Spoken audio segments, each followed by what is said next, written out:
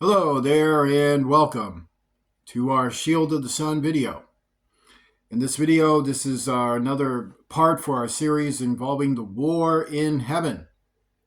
So we're going to be discussing that particular matter.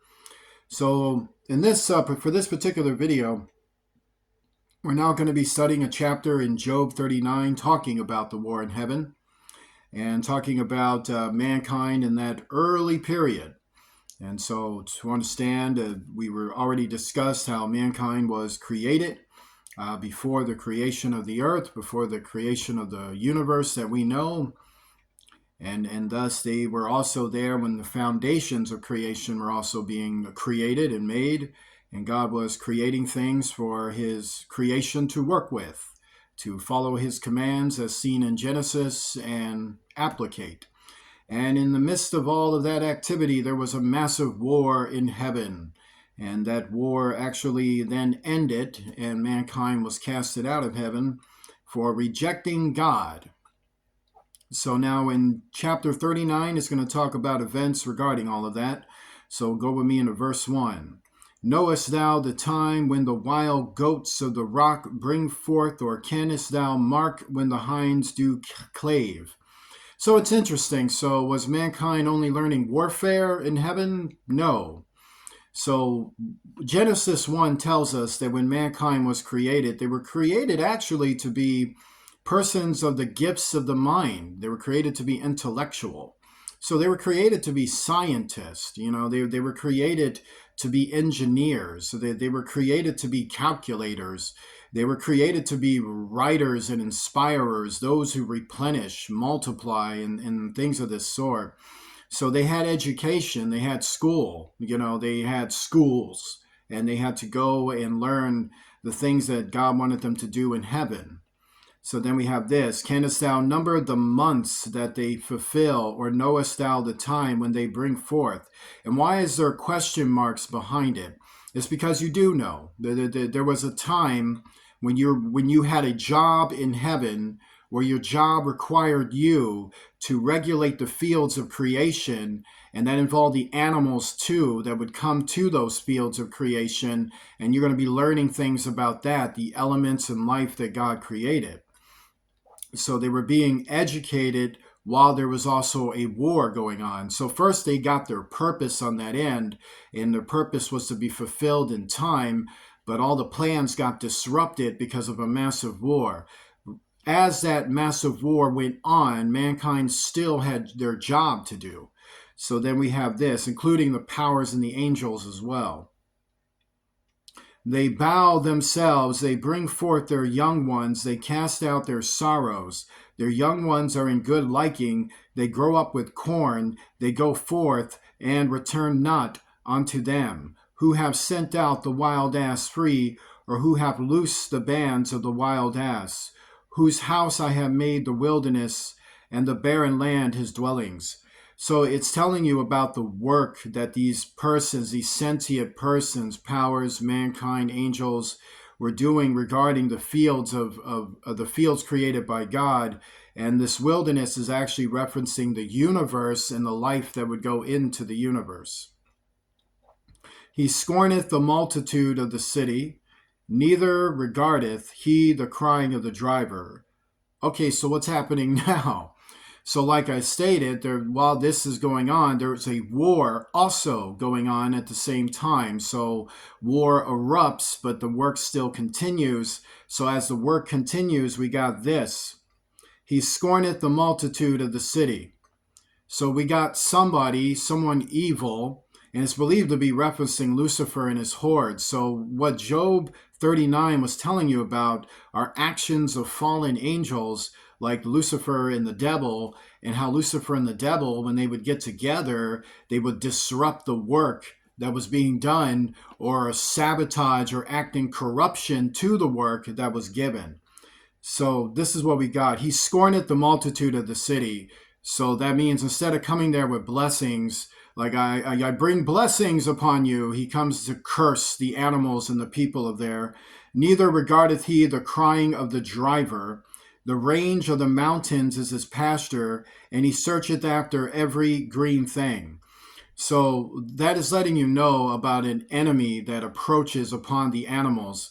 And as the animals range and do their thing, because remember, there's creation out in the wilderness and even in heaven, you have this disruption of violence and antagonization and aggressive nature happening about them. Will the unicorn be willing to serve thee or abide by thy crib? Canst thou bind the unicorn with his band in the furrow, or will he harrow the valleys after thee?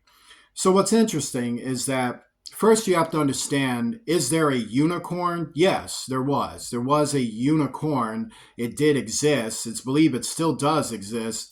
And in the past, it was a particularly noted horse that you couldn't contain, meaning it had a reputation for being, well, it will kill you if you try to like make it a steed. But however, the unicorn isn't the focus in the story. It's just comparing the enemy to a unicorn. It's saying this particular type of enemy is like a unicorn. And this type of unicorn, this type of person who is believed to be Lucifer himself, is compared to this animal. So the unicorn had a certain type of reputation for which Lucifer is being compared with. So this is what we got. Will the unicorn be willing to serve thee? The answer is no. So that means Lucifer will not serve God. Or abide by thy crib, meaning abide by the throne where you're stationed and do your work with your father. Will you abide by your father? No, Lucifer will not abide by his father. Canst thou bind the unicorn with his band in the furrow? Because he gives you problems with that Lucifer would rather have military actions and then make you all stressed out about capturing him. Or will he harrow the valleys after thee? So you can't negotiate with him and say, Lucifer, will you be a good boy? Are you going to repent? Are you going to do are you going to be nice today? Hey, look, I brought cheesecake and Kool-Aid. Will you like any? And instead, he's just going to come and destroy everything and want to start goading people. Will thou trust him because his strength is great? Or will thou leave thy labor to him? And notice it says question mark. Like, you think Lucifer's strength is great? Yeah, he looks pretty impressive, but do you think all of that is really impressive? So it's letting you know that people allow themselves to fear Lucifer when they shouldn't because of the way Lucifer is and the way they are. Or will thou leave thy labor to him? So it's letting you know that if you give in to the fear of Lucifer, he's going to come take what's yours and use it for his own sickening activities. Will thou believe him that he will bring home thy seed and gather it into thy barn? So Lucifer had a reputation in heaven for taking what did not belong to him.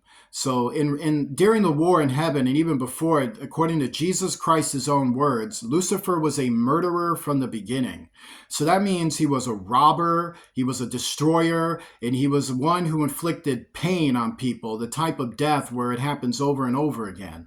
So Lucifer was the type to take somebody's wife and use her for a bit, maybe have her move into his home, and maybe other wives too, and have them do the same, and then use them up, spit them out, and then he's done. Or maybe your brother, because remember, Lucifer had those desires too, and so he would probably enslave another masculine and put that person to work, and maybe that could have been your brother, maybe your father, maybe a feminine, maybe that could have been your husband, or maybe you yourself, maybe you left your husband and went blah, blah, blah, blah, blah, and there was a lot of that going on, and that's just giving you this honest understanding, in fact, factual information regarding who he was. Will thou believe him that he will bring home thy seed? Meaning, I know you treat her horribly, so I'm asking you that when you're done doing what you're doing, you'll bring her home safely when you realize you don't like her. Yeah, sure. This is what it was like dealing with them. And gather it into thy barn. So Lucifer didn't love these women and persons that he wanted loyalty from. He looked at them like trinkets. Like, I have silver, I have that many bars. Did one of my bars go away? I'm not tolerating that. He looked at them as materialistic objects, things he can control and own. Gavest thou the goody wings unto the peacocks, or wings and feathers unto the ostrich?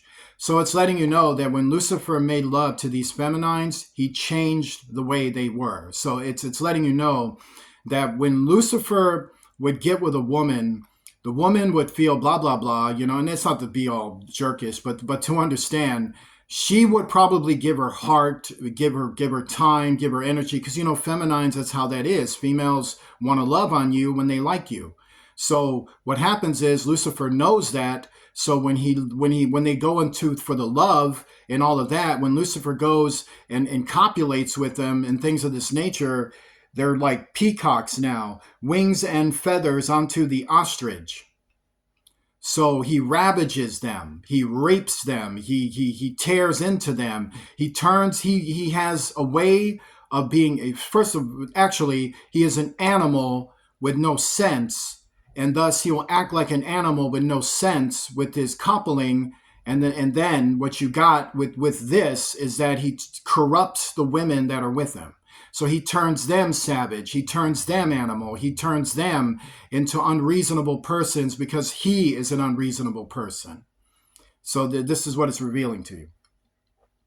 Which leaveth her eggs in the earth, and warmeth them in dust, and forgetteth that the foot may crush them, or that the wild beasts may break them. So it's comparing his actions to what animals do in nature. That you see, as scientists, when we were studying all of this in heaven, we all knew the activities of what could happen. If we don't teach this, the animals will treat their young like this. If we don't influence the earth for this, the nature and the environment will act in difference and start doing terrible things. And this was seen in the way people treated each other as well, that when you treat each other badly, it affects the environment, it affects things around you, and thus a curse is left. So to understand it, when he gets a feminine, he teaches the feminine to hate her family, to hate the people that mean something to you, and to abandon the prophecies of their future. Because remember, in the war in heaven, everything got disrupted. So all that was promised, all that was prophesied, it had to be stilled and put on hold so that all of this can be manifested. And then boom, it continued, because that was a prophecy for that time, because war does that. And thus everything goes on hold, and then bam, and then settled out again. So to understand, when he got one of these persons would forget who really loved them, forget who really cared about them, abandon them, leave them, and all their blessings, all that belongs to them, goes over to him, and they become so corrupted, they're willing to destroy those things to please him. And this is how he's got them acting like animals with no sense. Particular types of animals noted for, like when they get mad, they start crushing eggs and running around the field and maybe poke your eyeballs out. She is hardened against her young ones as though they were not hers. Her labor is in vain without fear. So what starts to happen is that they even turn internally against those they're in love with. So eventually they start to hate Lucifer himself, and they start to hate his men, and they start to hate themselves, and then hate everything that has corrupted them. Because God hath deprived her of wisdom, neither hath he imparted to her understanding. So what does that mean? It means, first of all, because God hath deprived her of her wisdom because she abused it. So if God deprives you of something for sinning, what happens next? Your understanding, you're left stupid, is what it is. It's God condemning those that follow Lucifer during that time and even after. But in that time, he was saying, because it was going to lead to, what happens when we come to earth, that those who follow Lucifer lose their wisdom. Those who become Satanists, they lose their wisdom and they're stupid. They think they're smart. They think they're intelligent. They think they think they're brave. They think they can do this. They think they can do that. And what's really happening is that you're only thinking all of that to deflect the fact you made stupid decisions. You made the wrong choice. You want a man that hurts you, a man that goads you and rapes you and does terrible things to you. You know this was stupid. You know this was wrong. But many of them won't come to it until they can fully, honestly admit to themselves that was stupid. Some did do that, and then others didn't. What time she lifted up herself on high, she scorneth the horse and his rider. So now this is about the devil. So now that you know what Lucifer is doing, now there's Lucifer's number 2 ranked in the host of Satan. There's Azrael, the devil, the feminine devil. So what's the devil like? What was she like in the war? So what time she lifted up herself on high, she scorneth the horse and his rider. Hast thou given the horse strength? Hast thou clothed his neck with thunder? So the devil was crazy, meaning she would fight opponents that were far too powerful than her. She would lead armies against other armies, unprepared for the strength and power they have, because she was so slanderous. She was so filled with false accusations that she would underestimate her opponents, because she would instantly believe that they were dumb, instantly believe they were unworthy, instantly believe these things, that her vanity and her pride was such that many times she would just go and she would fly into crazy battles using soldiers like cannon fodder, because of just how she would just misjudge people, and she was never able to admit she was wrong.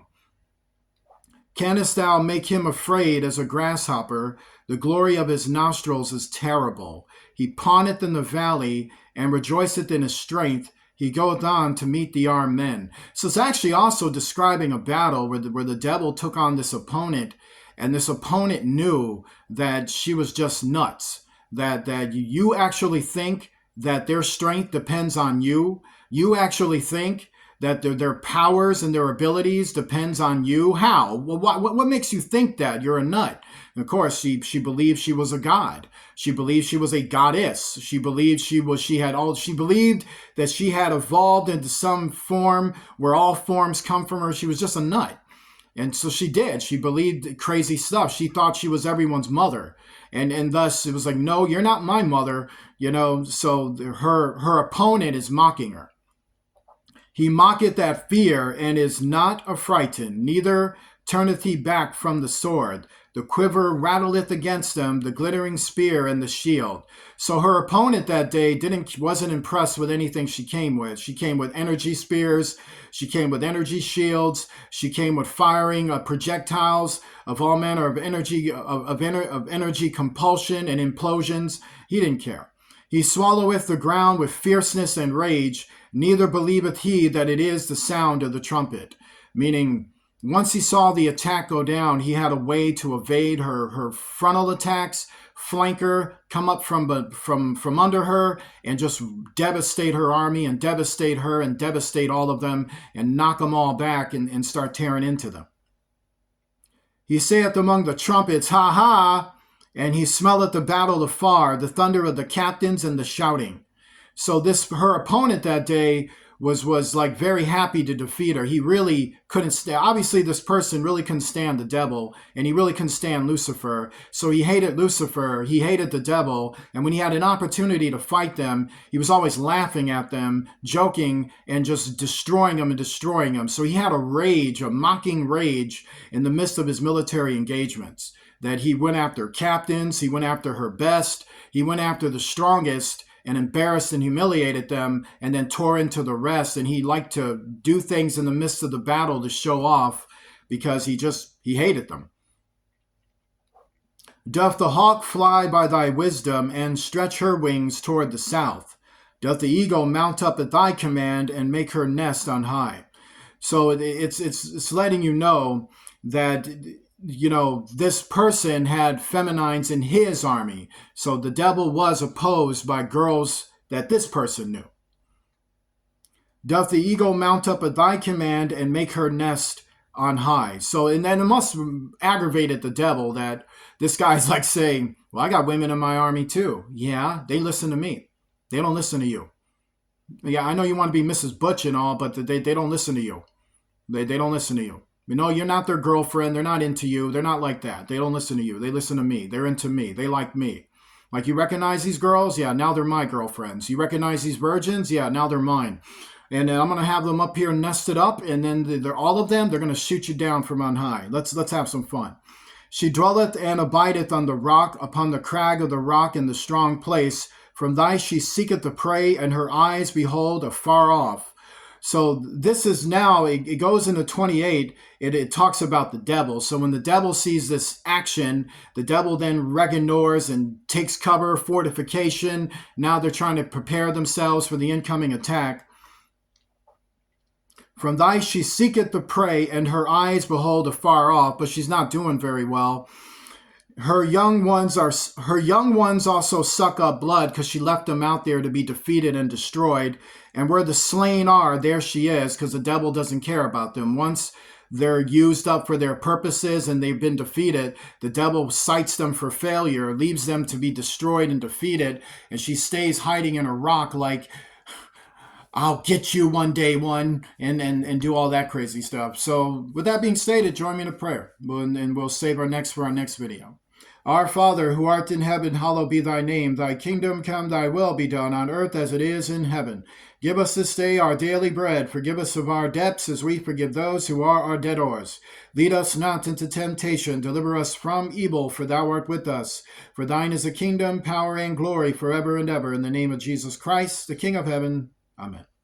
Like to donate to Shield of the Sun, please do so using Cash App, the $ Shield of the Sun, spelled in small case letters closed together. I want to say God bless you to each and every one of you, and I shall see you soon.